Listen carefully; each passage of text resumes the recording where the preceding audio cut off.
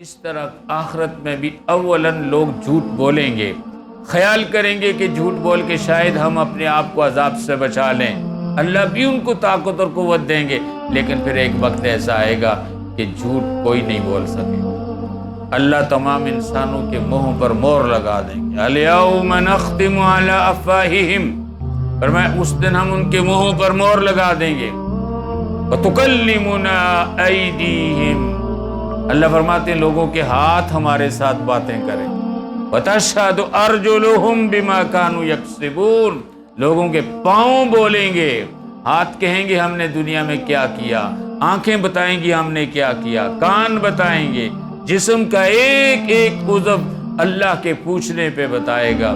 اس پر حیران نہیں ہونا چاہیے کہ ہاتھ کیسے بولیں گے، جس اللہ نے زبان کو قوت گویائی دی ہے وہ قیامت کے دن ہاتھوں کو بھی قوت گویائی دے سکتا ہے۔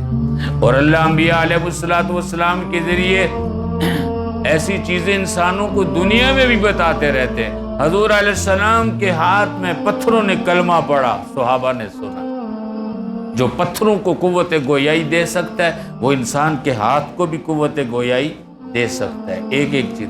حضور علیہ السلام نے فرمایا کچھ لوگ قبروں سے اٹھیں گے تو کچھ لوگ جو ہے منہ کے بل چل کے میدان حشر کی طرف جائیں گے۔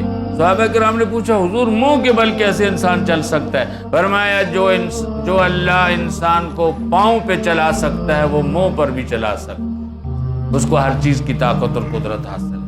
اس دن مشرکین سے پوچھا جائے گا، انکار کر دیں گے، لیکن بعد میں جب منہ پر مہر لگے گی پھر کوئی انکار نہیں کر سکے گا، اور انسان کا جسم بولے گا، یہ پیشانی بولے گی کہ اللہ اس نے تیرے سوا کس کس کو سجدہ کیا، کن بتوں کو سجدہ کیا، کن قبروں کو سجدہ کیا، کس نے آگ کو سجدہ کیا، کس نے کواکب کو سجدہ کیا، کس نے سورج کو اور چاند کو سجدہ کیا۔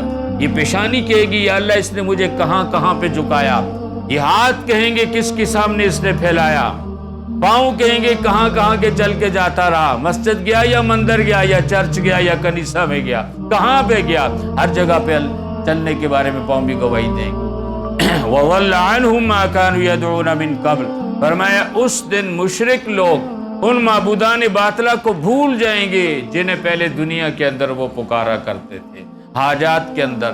وَظَنُّوا مَا لَهُم مِّن مُحِيصٍ، اور اس دن خیال کریں گے آج اللہ سے بچنے کا کوئی راستہ نہیں، کوئی خلاصی کی جگہ نہیں ہے۔ اللہ تعالیٰ اگلی آیتوں میں انسان کا دنیا میں حال بیان کرتے ہیں، انسان بڑا حریص، بڑا مطلب پرست ہے۔ لا يسأم الانسان من دعاء الخیر، فرمایا انسان بھلائی مانگتے مانگتے نہیں تھکتا، بہت مانگتا رہتا ہے۔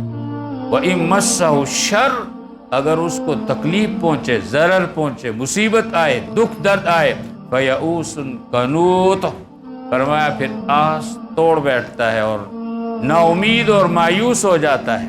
یہ انسان کی فطرت ہے کہ مصیبتوں میں اور تکلیفوں میں آس توڑ بیٹھتا ہے، نا امید اور مایوس ہو جاتا ہے۔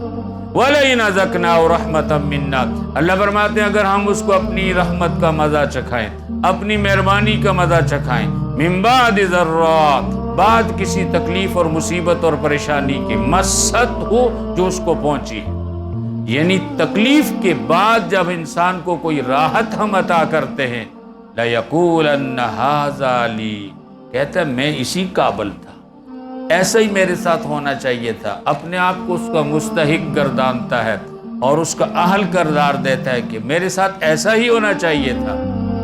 یہ مشرکان بھی کا حال ہے۔ وَمَا ظُنُّ السَّاعَةَ قَائِمَةً، اور یہ خیال نہیں کرتا کہ قیامت آئے۔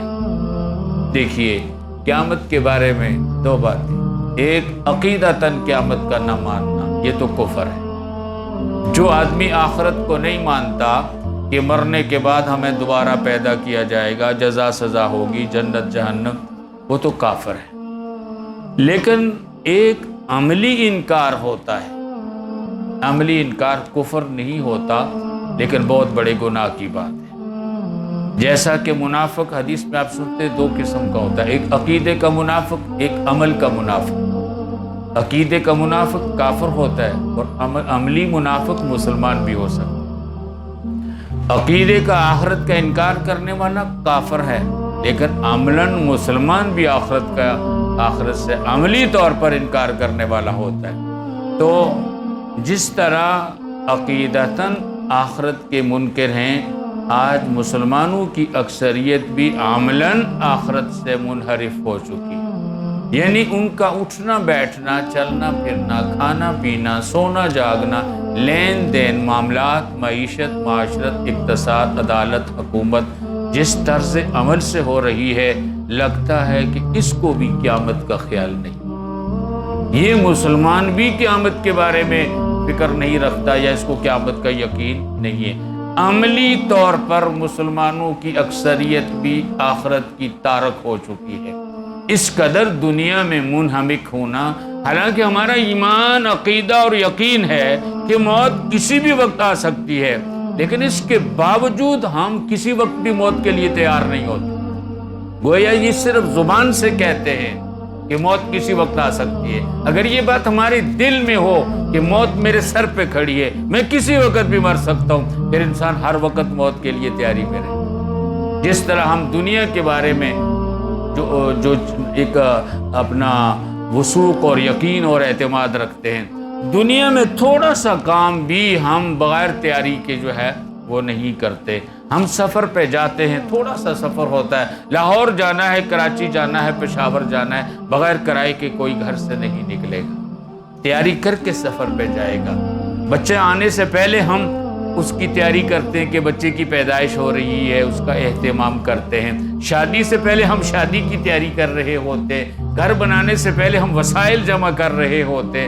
دنیا کے چھوٹے چھوٹے کام کرنے سے پہلے ہم مستعد ہوتے ہیں، تیار ہوتے ہیں، جستجو میں لگے ہوتے ہیں، لیکن آخرت پر یقین رکھنے کے باوجود، موت کو دل و جان سے تسلیم کرنے کے باوجود، نہ ہم مرنے کی تیاری میں ہیں، نہ ہم قیامت کی تیاری میں۔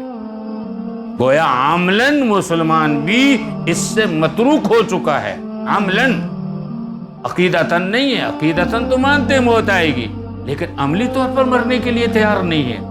عقیدتاً تو مانتے ہیں کہ قیامت آئے گی، میزان عمل ہوگا، جزا سزا ہے، جنت جہنم ہے، لیکن عملی طور پر پریکٹیکلی ہم اس کی تیاری کرتے ہوئے نظر نہیں آتے۔ کفار تو معذور ہیں کہ وہ آخرت کو مانتے نہیں ہیں، ہم مان کر بھی آخرت کی تیاری نہیں کرتے۔ اگر آخرت کو مان کر تیاری کر رہے ہوتے تو ہماری بود و باش ایسی نہ ہوتی جیسے اب ہے، ہمارا طرز زندگی ایسے نہ ہوتا جیسا اب ہے۔